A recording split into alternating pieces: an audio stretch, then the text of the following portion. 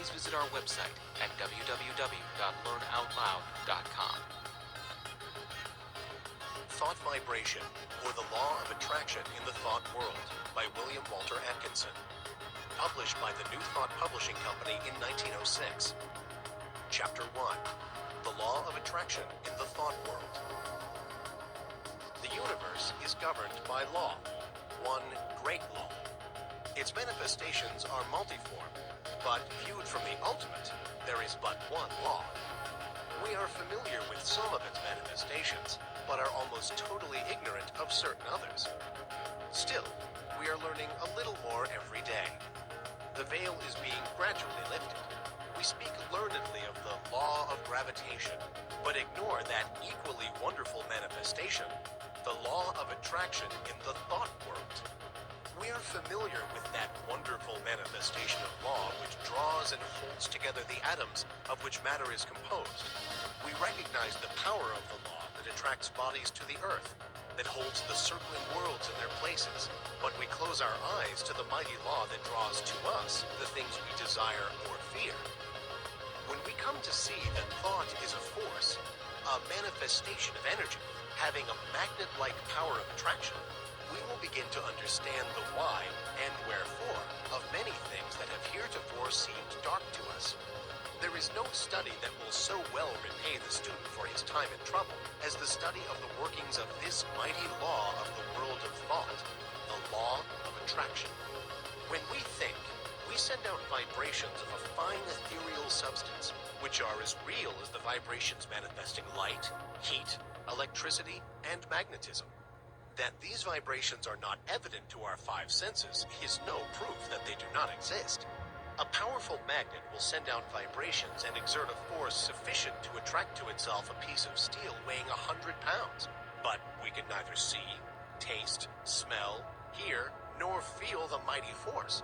These thought vibrations, likewise, cannot be seen, tasted, smelled, heard, nor felt in the ordinary way. Although it is true that there are on record cases of persons peculiarly sensitive to psychic impressions who have perceived powerful thought waves, and very many of us can testify that we have distinctly felt the thought vibrations of others, both whilst in the presence of the sender and at a distance. Telepathy and its kindred phenomena are not idle dreams.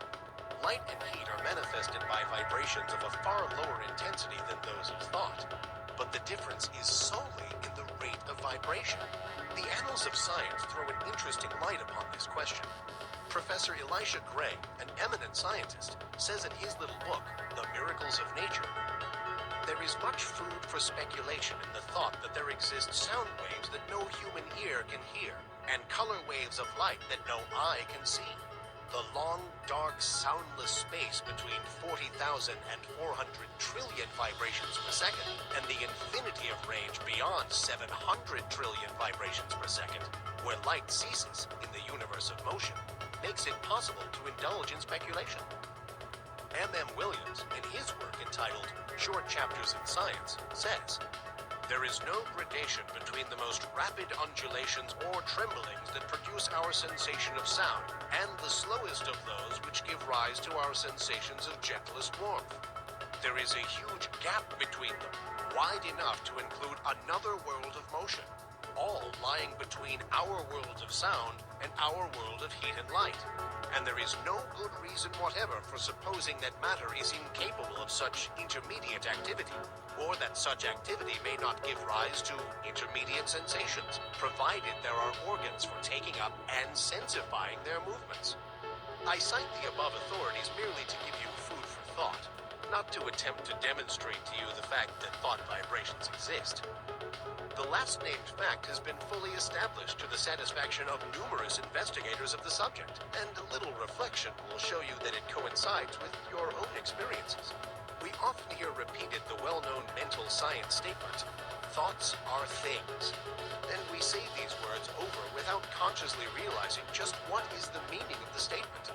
If we fully comprehended the truth of the statement and the natural consequences of the truth back of it, we should understand many things which have appeared dark to us, and would be able to use the wonderful power thought force, just as we use any other manifestation of energy.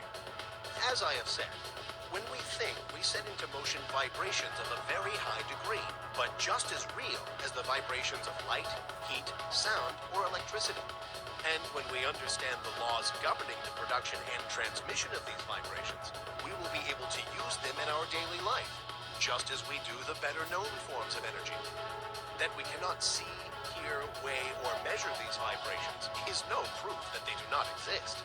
There exist waves of sound which no human ear can hear, although some of these are undoubtedly registered by the ear of some of the insects, and others are caught by delicate scientific instruments invented by man.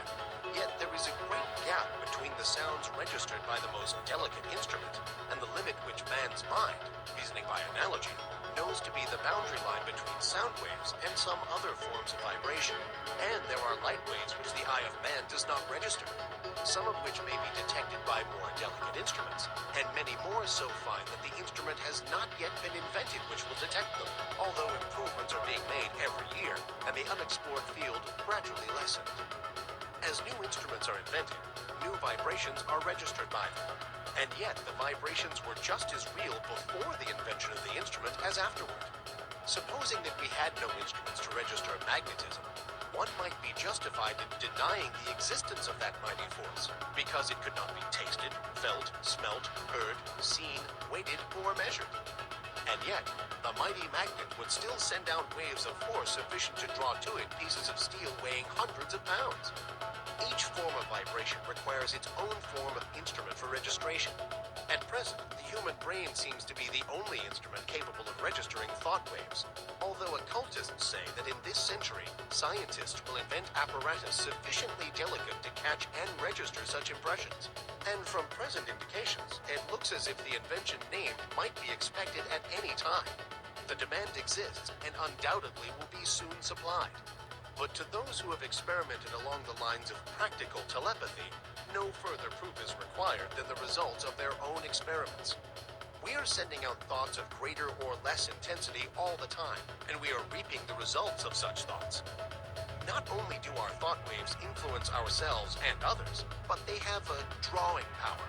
They attract to us the thoughts of others, things, circumstances, people, luck, in accord with the character of the thought uppermost in our minds. Thoughts of love will attract to us the love of others. Circumstances and surroundings in accord with the thought. People who are of like thought. Thoughts of anger, hate, envy, malice, and jealousy will draw to us the foul brood of kindred thoughts emanating from the minds of others. Circumstances in which we will be called upon to manifest these vile thoughts and will receive them in turn from others. People who will manifest in harmony, and so on. A strong thought, or a thought long continued, will make us the center of attraction for the corresponding thought waves of others. Like attracts like in the thought world. As ye sow, so shall ye reap. Birds of a feather flock together in the thought world. Curses, like chickens, come home to roost, and bringing their friends with them. The man or woman who is filled with love sees love on all sides and attracts the love of others. The man with hate in his heart gets all the hate he can stand. The man who thinks fight generally runs up against all the fight he wants before he gets through. And so it goes. Each gets what he calls for over the wireless telegraphy of the mind. The man who rises in the morning feeling grumpy usually manages to have the whole family in the same mood before the breakfast is over. The nagging woman generally finds enough to gratify her nagging propensity during the day. This matter of thought attraction is a serious one. When you stop to think of it, you will see that a man really makes his own surroundings, although he blames others for it. I have known people who understand this law to hold a positive, calm thought and be absolutely unaffected by the inharmony surrounding them. They were like the vessel from which the oil had been poured on the troubled waters. They rested safely and calmly, whilst the tempest raged around them. One is not at the mercy of the fitful storms of thought after he has learned the workings of the law. We have passed through the age of physical force onto the age of intellectual supremacy, and are now entering a new and almost unknown field, that of psychic power. This field of energy has its established laws, as well as have the others, and we should acquaint ourselves with them, or we will be crowded to the wall, as are the ignorant on the plains of effort. I will endeavor to make plain to you the great underlying principles of this new field of energy which is opening up before us, that you may be able to make use of this great power and apply it for legitimate and worthy purposes, just as men are using steam, electricity, and other forms of energy today. Chapter 2. Thought waves and their process of reproduction. Like a stone thrown into the water, thought produces ripples and waves which spread out over the great ocean of thought. There is this difference, however. The waves on the water move only on a level plane in all directions, whereas thought waves move in all directions from a common center, just as do the rays from the sun. Just as we here on Earth are surrounded by a great sea of air, so are we surrounded by a great sea of mind. Our thought waves move through this vast mental ether, extending, however, in all directions, as I have explained, becoming somewhat lessened in intensity according to the distance traversed, because of the friction occasioned by the waves coming in contact with the great body of mind surrounding us on all sides. These thought waves have other qualities differing from the waves on the water. They have the property of reproducing themselves. In this respect, they resemble sound waves rather than waves upon the water. Just as a note of the violin will cause the thin glass to vibrate and sing, so will a strong thought tend to awaken similar vibrations in minds attuned to receive it. Many of the stray thoughts which come to us are but reflections or answering vibrations to some strong thought set out by another. But unless our minds are attuned to receive it, the thought will not likely affect us.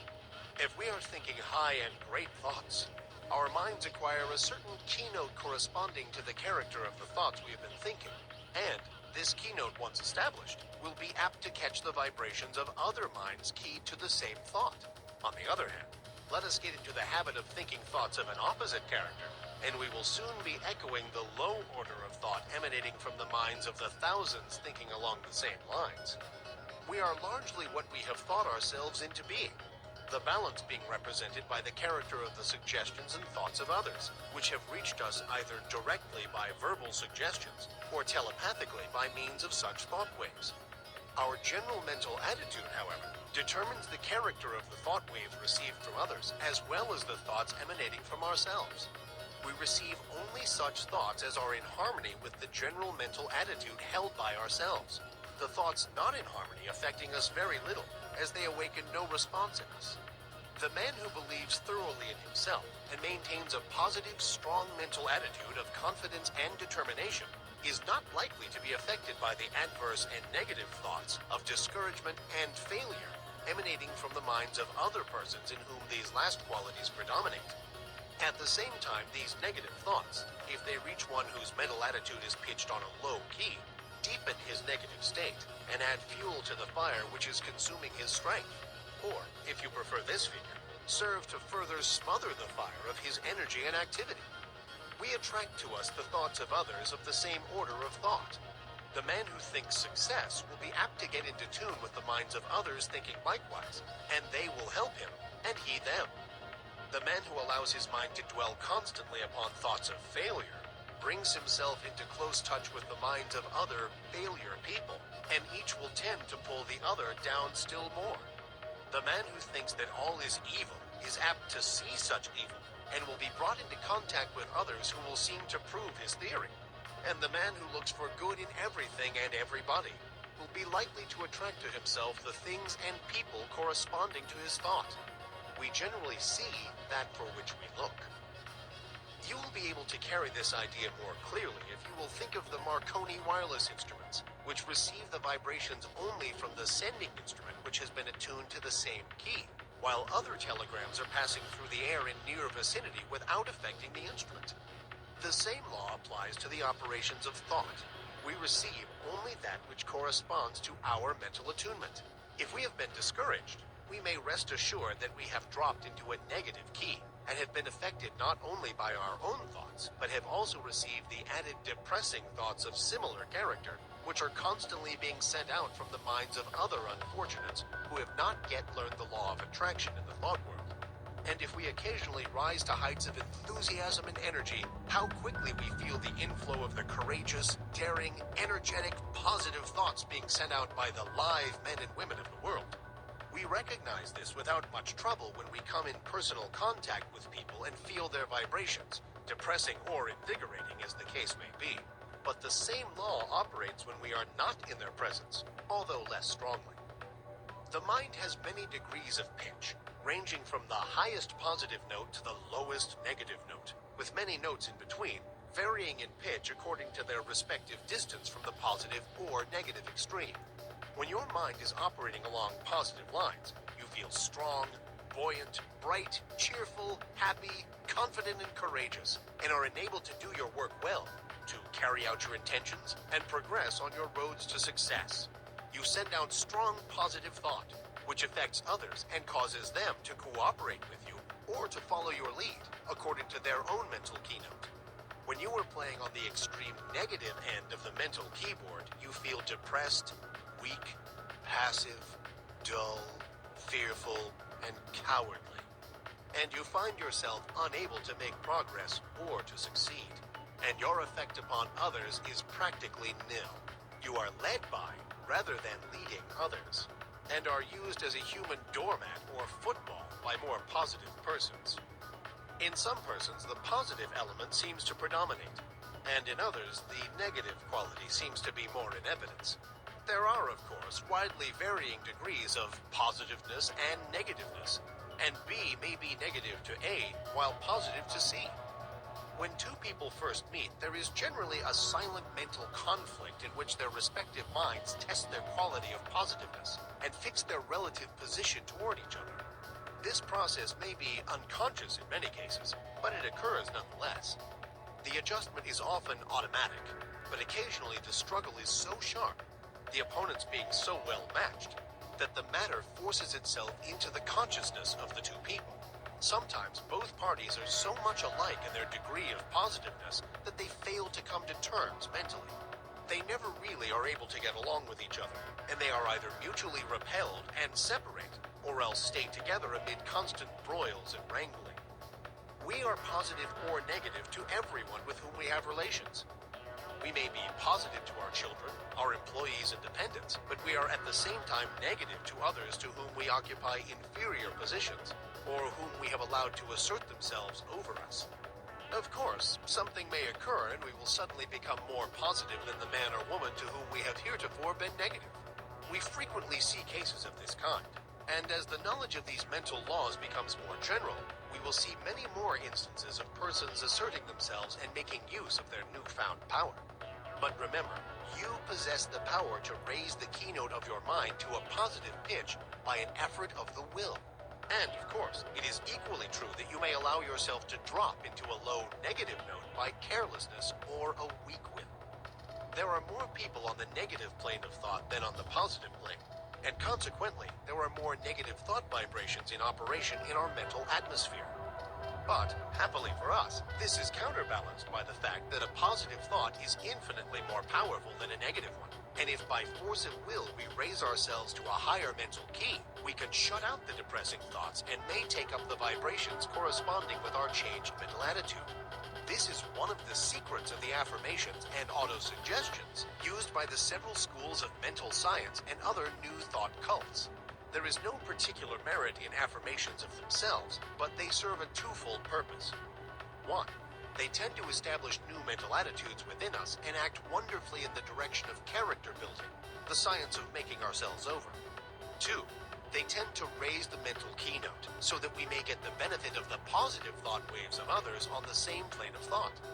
Whether or not we believe in them, we are constantly making affirmations. The man who asserts that he can and will do a thing, and asserts it earnestly, develops in himself the qualities conducive to the well-doing of that thing, and at the same time places his mind in the proper key to receive all the thought waves likely to help him in the doing. If, on the other hand, one says and feels that he is going to fail, he will choke and smother the thoughts coming from his own subconscious mentality, which are intended to help him, and at the same time will place himself in tune with the failure thought of the world. And there is plenty of the latter kind of thought around, I can tell you. Do not allow yourselves to be affected by the adverse and negative thoughts of those around you. Rise to the upper chambers of your mental dwelling and key yourself up to a strong pitch, away above the vibrations on the lower planes of thought. Then you will not only be immune to their negative vibrations, but will be in touch with the great body of strong, positive thought coming from those of your own plane of development. My aim will be to direct and train you in the proper use of thought and will, that you may have yourself well in hand and may be able to strike the positive key at any moment you may feel it necessary. It is not necessary to strike the extreme note on all occasions. The better plan is to keep yourself in a comfortable key without much strain, and to have the means at command whereby you can raise the pitch at once when occasion demands. By this knowledge, you will not be at the mercy of the old automatic action of the mind, but may have it well under your own control. Development of the will is very much like the development of a muscle, a matter of practice and gradual improvement. At first, it is apt to be tiresome, but at each trial one grows stronger until the new strength becomes real and permanent. Many of us have made ourselves positive under sudden calls or emergencies. We are in the habit of bracing up when occasion demands. But by intelligent practice, you will be so much strengthened that your habitual state will be equal to your bracing up stage now. And then, when you find it necessary to apply the spur, you will be able to reach a stage not dreamed of at present. Do not understand me as advocating a high tension continuously. This is not at all desirable, not only because it is apt to be too much of a strain upon you, but also because you will find it desirable to relieve the tension at times and become receptive that you may absorb impressions. It is well to be able to relax and assume a certain degree of receptiveness, knowing that you are always able to spring back to the more positive state at will. The habitually strongly positive man loses much enjoyment and recreation. Positive, you give out expressions. Receptive, you take in impressions. Positive, you are a teacher. Receptive, a pupil. It is not only a good thing to be a good teacher, but it is also very important to be a good listener at times. Chapter 3. A talk about the mind. Man has but one mind, but he has many mental faculties, each faculty being capable of functioning along two different lines of mental effort. There are no distinct dividing lines separating the two several functions of a faculty, but they shade into each other as do the colors of the spectrum. An active effort of any faculty of the mind is the result of a direct impulse imparted at the time of the effort. A passive effort of any faculty of the mind is the result of either a preceding active effort of the same mind, an active effort of another along the lines of suggestion, thought vibrations from the mind of another, thought impulses from an ancestor transmitted by the laws of heredity, including impulses transmitted from generation to generation from the time of the original vibratory impulse imparted by the primal cause, which impulses gradually unfold and unsheath when the proper state of evolutionary development is reached. The active effort is newborn, fresh from the mint, whilst the passive effort is of less recent creation, and, in fact, is often the result of vibratory impulses imparted in ages long past. The active effort makes its own way, brushing aside the impeding vines and kicking from its path the obstructing stones. The passive effort travels along the beaten path. A thought impulse, or motion impulse, originally caused by an active effort of faculty, may become, by continued repetition, or habit, strictly automatic. The impulse given it by the repeated active effort developing a strong momentum, which carries it on, along passive lines, until stopped by another active effort, or its direction changed by the same cause. On the other hand, thought impulses or motion impulses continued along passive lines may be terminated or corrected by an active effort. The active function creates, changes, or destroys. The passive function carries on the work given it by the active function and obeys orders and suggestions. The active function produces the thought habit or motion habit and imparts to it the vibrations which carry it on along the passive lines thereafter. The active function also has the power to send forth vibrations which neutralize the momentum of the thought habit or motion habit. It also is able to launch a new thought habit or motion habit with stronger vibrations, which overcomes and absorbs the first thought or motion and substitutes the new one. All thought impulses or motion impulses, once started on their errands, continue to vibrate along passive lines until corrected or terminated by subsequent impulses imparted by the active function or other controlling power. The continuance of the original impulse adds momentum and force to it, and renders its correction or termination more difficult. This explains that which is called the force of habit. I think that this will be readily understood by those who have struggled to overcome a habit which has been easily acquired. The law applies to good habits as well as bad. The moral is obvious. Several of the faculties of the mind often combine to produce a single manifestation. A task to be performed may call for the combined exercise of several faculties, some of which may manifest by active effort and others by passive effort.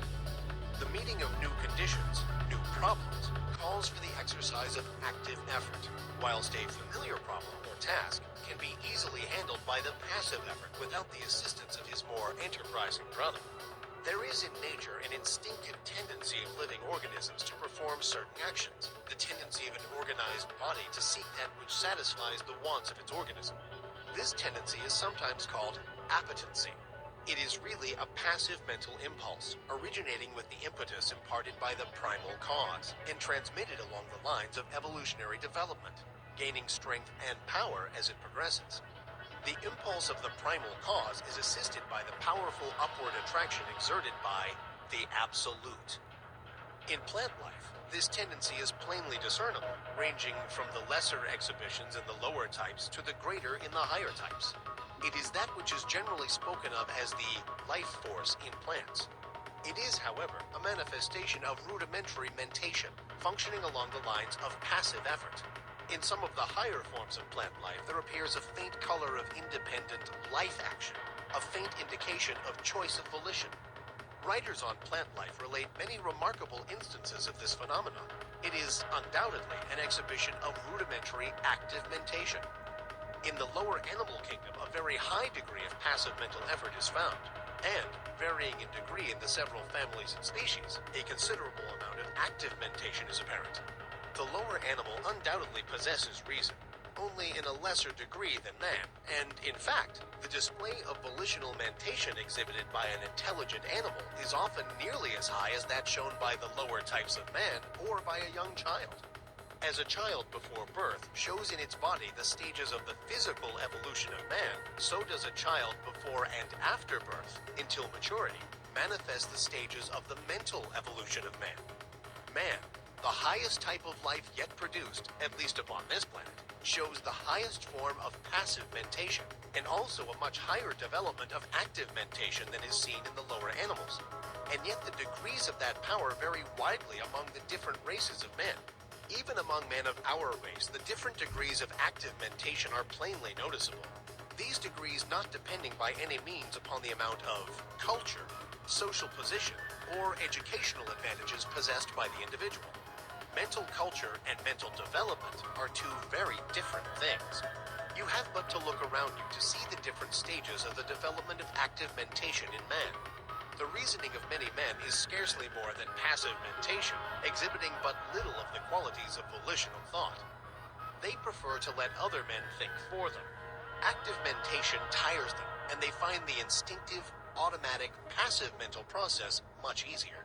Their minds work along the lines of least resistance. They are but little more than human sheep. Among the lower animals and the lower types of men, active mentation is largely confined to the grosser faculties, the more material plane. The higher mental faculties working along the instinctive automatic lines of the passive function.